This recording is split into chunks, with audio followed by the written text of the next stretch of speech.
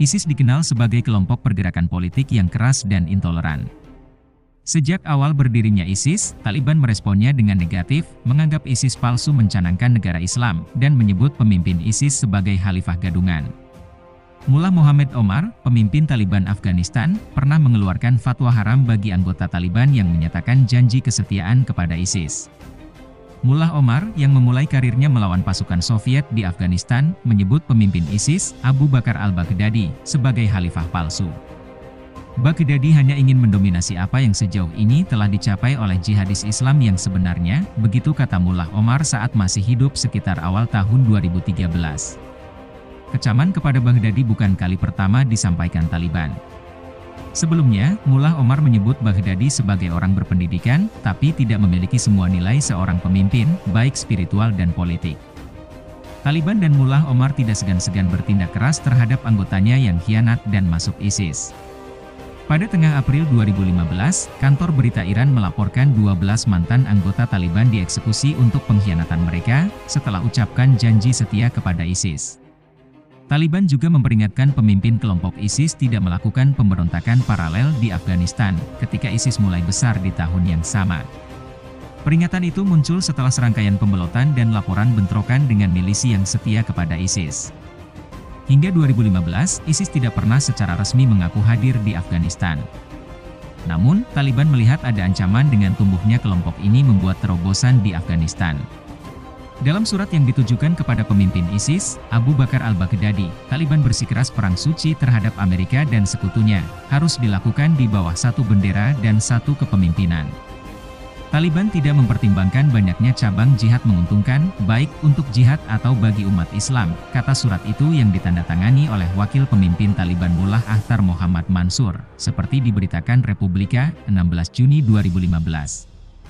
Surat yang diterbitkan di laman Taliban dalam bahasa Pashto, Urdu, dan Arab tidak memberikan penjelasan tentang ancaman itu.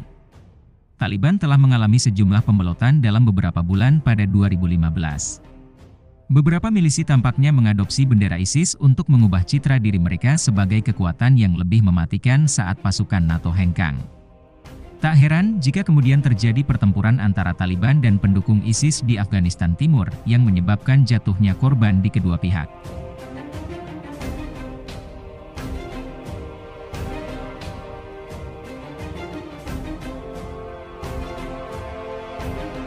Mullah Omar dan Taliban Afghanistan pantas sangat marah kepada ISIS. Pada awal Oktober 2014, Taliban Pakistan menyatakan kesetiaan kepada kelompok ISIS. Bahkan, Taliban Pakistan memerintahkan pasukannya untuk membantu militan ISIS untuk mendirikan kekhalifahan Islam global seperti dikabarkan Reuters pada Sabtu, 4 Oktober 2014. Pernyataan tersebut disampaikan oleh kelompok jihad Taliban Pakistan bersamaan dengan perayaan Idul Adha di waktu setempat. Wahai saudara-saudara kami bangga padamu dalam kemenanganmu, kami bersama dalam kebahagiaan dan kesedihanmu, ujar juru bicara Taliban Pakistan Shahidullah Shahid yang dikirim ke Reuters melalui email dari lokasi yang tidak diketahui. Kantor berita Turki, Anadolu Agency, melaporkan pada 14 Oktober 2014 bahwa ada 6 komandan kunci Taliban Pakistan telah mengucapkan sumpah setia kepada ISIS.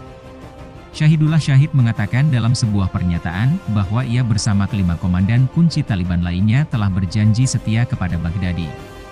Kelima komandan yang menyatakan sumpah itu adalah Kepala Distrik Khyber Fateh Gulzaman, Kepala Distrik Orakzai Said Khan, Kepala Distrik Kuram Daulat Khan, Kepala Distrik Peshawar Musti Muhammad Hasan, Kepala Distrik Hangu Khalid Mansur.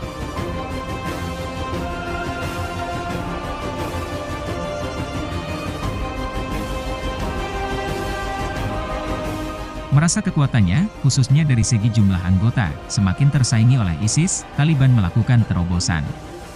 Taliban yang selama ini dikenal anti terhadap penggunaan teknologi komunikasi mulai mendobrak tradisi tersebut.